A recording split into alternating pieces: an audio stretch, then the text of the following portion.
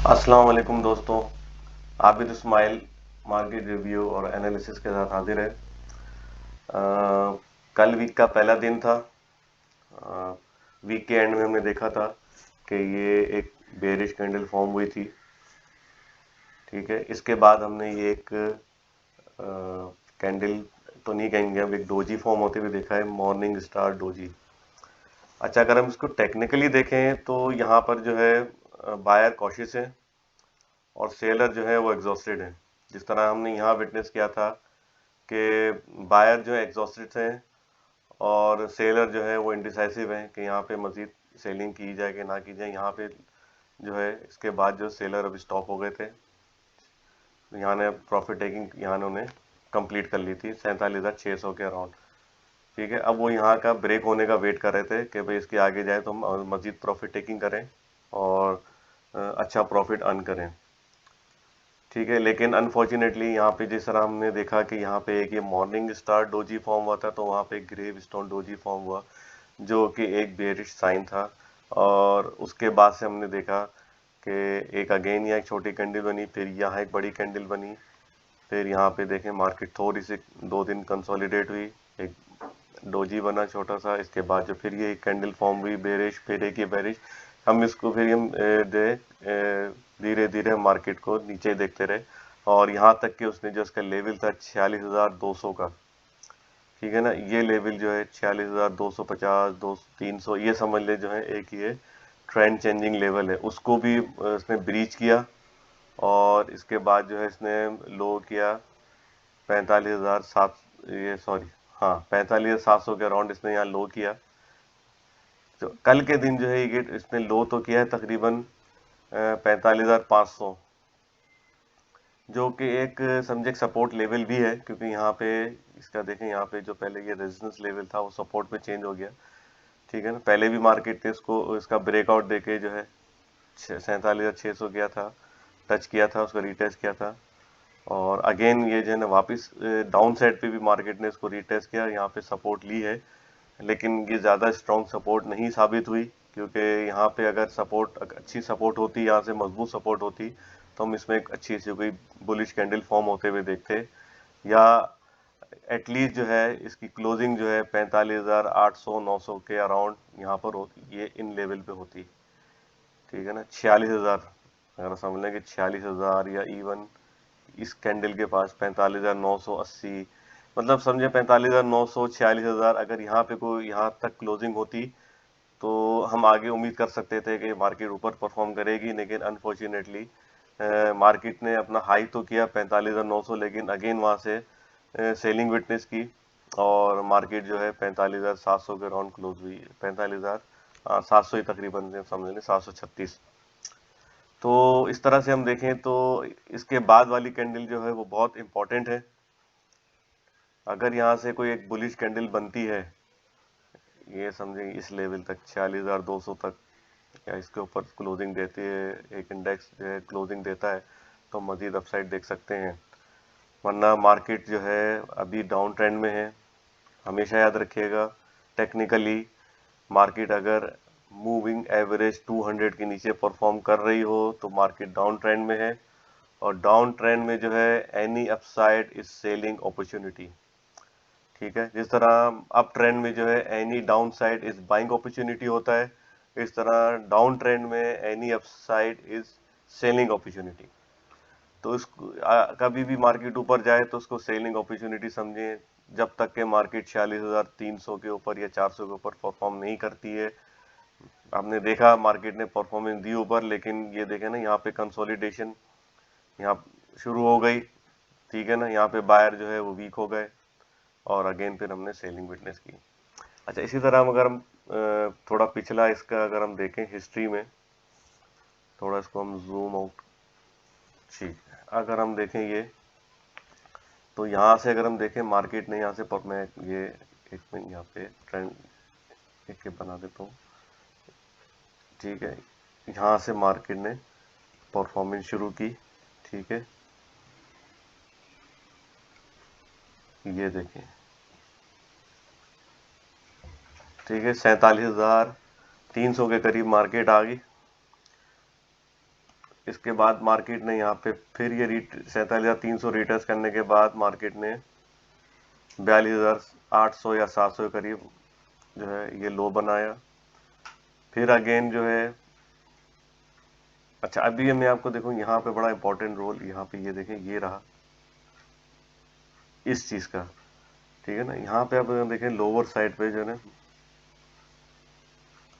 यहाँ पे मार्केट ने कंसोलिडेट किया, ठीक है। ये एरिया जो था वो कंसोलिडेशन का था, ये एरिया देखे ना, ये डाउन साइड पे मार्केट ने कंसोलिडेट किया।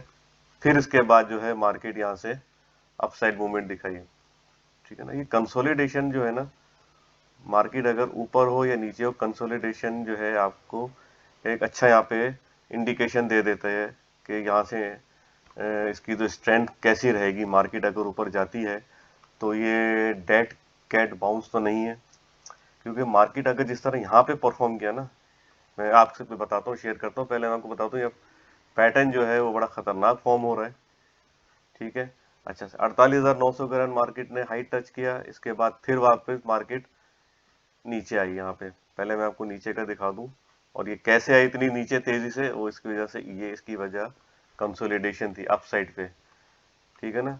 यहाँ ये इंडिकेशन कर रहा था कि यहाँ पे कंसोलिडेशन हो रही है, अब यहाँ पे जो है मार्केट अब वीक होती जा रही है, तो नीचे आ सकती है, ठीक है। ये आपने एरिया देखा, नीचे के साइड का कंसोलिडेशन देखा, मार्केट ऊपर के कंसोलिडेट किया, हाई किया, इसके बाद फिर हाई के करीब ही जो है मार्केट यहाँ कंसोलिडेट करती रहेगी, तो मार्केट नीचे आई, ठीक है।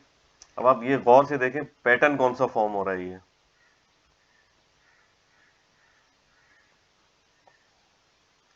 ठीक है। अगेन ये, हाँ, अब मैं यहाँ डिस्कस करना चाहता हूँ कि यहाँ ये एरिया मिसिंग है कंसोलिडेशन का। जब भी हम इसको एक तरह से समझेंगे, डेट कैट बाउंस है ये देखें ना, ये एरिया मिसिंग है कंसोलिडेशन का, ठीक है। अब मार्केट जो है, अ, अब हम देखें दोबारा से एक ये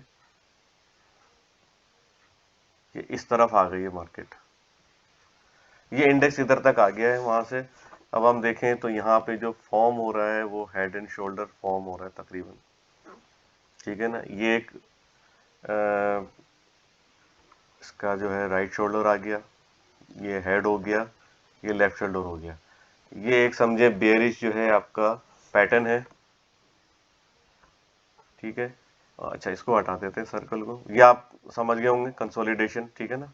कंसोलिडेशन के बगैर मार्केट जाती है इतनी, देखें तेजी से, इतने पहले यहाँ एक बुलिश लेग बनाया, फर्स्ट बुलिश लेग, फिर इसके बाद तो उम्मीद थी कि शायद ऊपर जाएगा, लेकिन ये बहुत तेजी से बगैर कंसोलिडेशन के मार्केट जा रही थी, तो उस वजह से जो है मार्केट आ भी इसी तरह से नीचे रही है, क्योंकि इसको हम डेड कैट बाउंस कहेंगे या शॉर्ट रिकवरी कहेंगे, कि उन्होंने खाली शॉर्ट टर्म रिकवरी दी है और तेजी से मार्केट ये वी शेप बनाती हुई इस तरह आ रही है, ठीक है। अगर हम मंथली में भी देखें तो अगेन यही पैटर्न फॉर्म हो रहा है, हेड एंड शोल्डर, ठीक है। अगर हम यहाँ से इसको भी देख लें मंथली पे भी, और एक बेरिश जो है कैंडल भी फॉर्म हो रही है यहाँ पे आखिर में, देखें ये, देखें एक ये आया इसमें, ठीक है। इसके बाद जो है एक ये आ गया,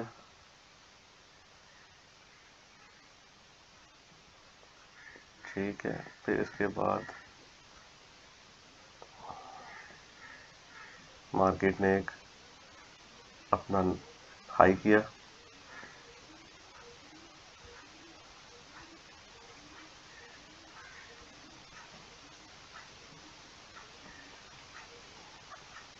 फिर अगेन नीचे 43,000 के अराउंड मार्केट ने रीटेस्ट किया, यहाँ से फिर मार्केट जो है